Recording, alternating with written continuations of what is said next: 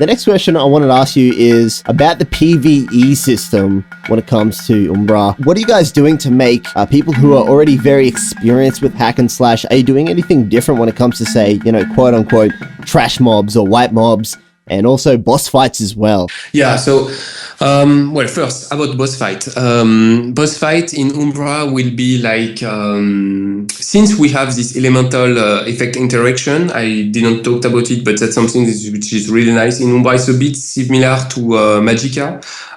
Basically, you have like lightning, water, fire, and ice that can combine or opposite to each other. For example, if you use fire skill in a flooded area, you won't be able to put the place in fire because water will extinguish your fire.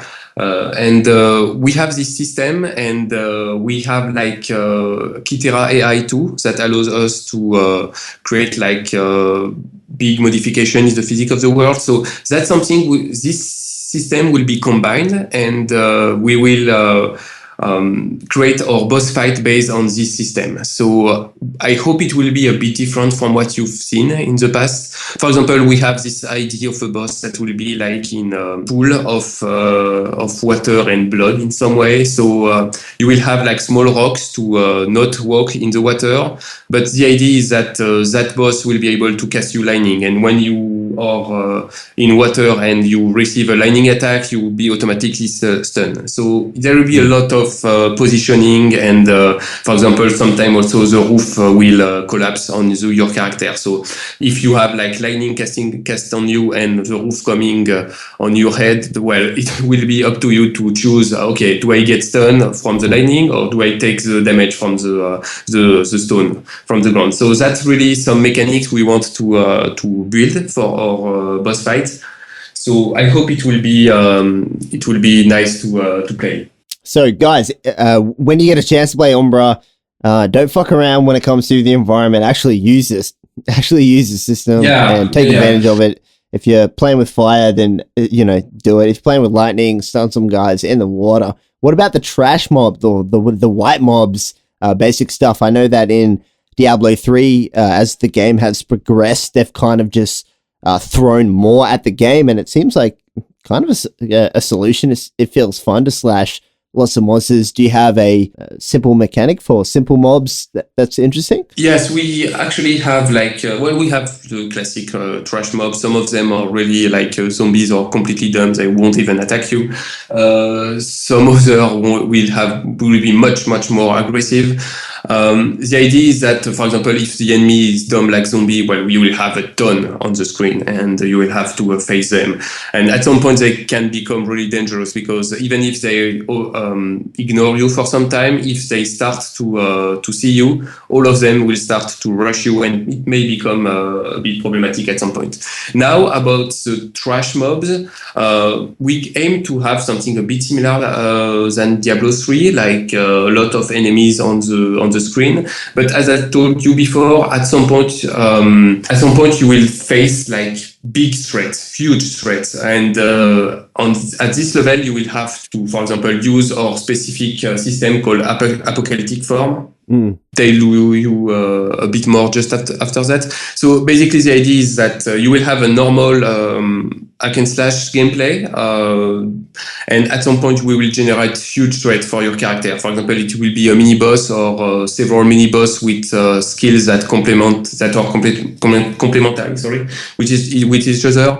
And at some point you will need to turn into what we call the apocalyptic form, which is like an avatar of destruction built from various mutation you will unlock during the game, and this will be the time when you will need to save that apocalyptic form so it was really clear, but maybe I can tell you a bit more about the apocalyptic form right now. So basically, apocalyptic form are built with up to 3 apocalyptic upgrade, and you can see the apocalyptic upgrade in some way like mutation, supernatural mutation. Basically, at some point, for example, if you use a lot of fire skill, the game will say, okay, you're using a lot of fire skill, so I will unlock you fire mutation in some way. So basically, you will be able to create an apocalyptic form. So from 3 of these apocalyptic upgrade, and for example, one of these upgrade can be your skin turned into molten into fire, basically. And for example, this will also grant you new powers. For example, if you turn yourself into fire, well, every enemy with fires attacked will actually now heal you instead of making you damage. Also, for example, you can have wings, and wings will allows you to make huge leap, and maybe even reach unreachable places that were unreachable before. You can, for example, have 3 or 4 hands, and each of these hands will be able to equip with items. So you will have more swords and be able to make even better combos with your various items. You will be able, for example, have an aura of death all around you, so it will raise undead everywhere. So according really to your game style, we will generate we will unlock this apocalyptic form, and you will be able to combine them to create your this form of power. So this form you will be able to turn into for a small amount of time, and then there will be a quite long cooldown. So it's really up to you to know when you can use it, to make sure you don't remain defenseless just after. We have to use it when we absolutely need to, and when we use things like fire, when an enemy attacks us with fire, we can heal from it and take advantage of that. And also with the wings, we have extra mobility, and this is going to manifest in getting to places that may not be reachable by other characters. Yes, that's really the idea of, according to the way you play, we will generate these powers, and it will really be like the super version of the skills you already have. I love this. I hope that the system that you guys are going to implement really makes this work, because it feels really special when you have, these amazing skills, and it kind of feels like, I want to run this skill and I want to make sure it means something. And, there's a lot of games where they had these type of systems, but they don't mean a lot. Yeah. And it really sounds like you guys are actually taking this mechanic and really just isolating it and going, let's make this actually a cool thing. Actually, these mechanics come from RPG game, pen and paper RPG game, and I really loved it. But at some point, what was it? It's called Demon the Fallen. It's a bit underground. It was in the collection of White Wolf. So it was like they had Vampires the Masquerade, they had Werewolf the Apocalypse, and they had also Demon the Fallen, which was really in some way underground, because they didn't have a lot of books to back the game, but it was like really nice game mechanics, and I loved it. And basically at some point our game master stopped, so he stopped mastering the campaign, and so I end up alone dreaming about it, so I bring it in Umbra.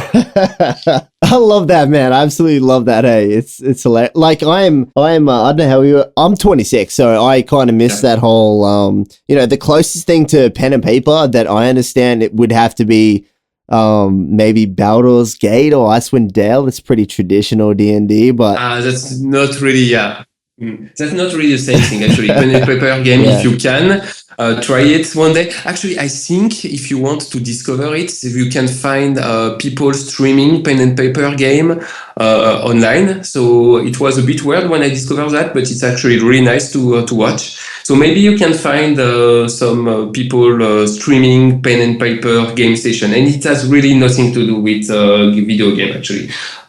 So let's say Baldur's Gate was one implementation of pen and paper game on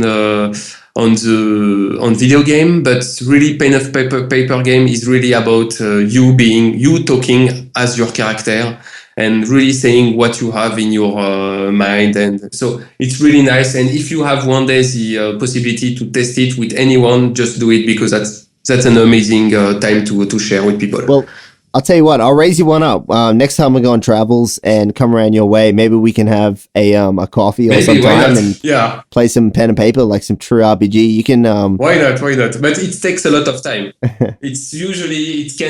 I think a game session is at least 4 or 6 hours if you are serious about it. So it's a lot of time. I'm down. Let's jump on to the next one, guys. All right. So, Umbra, PvP.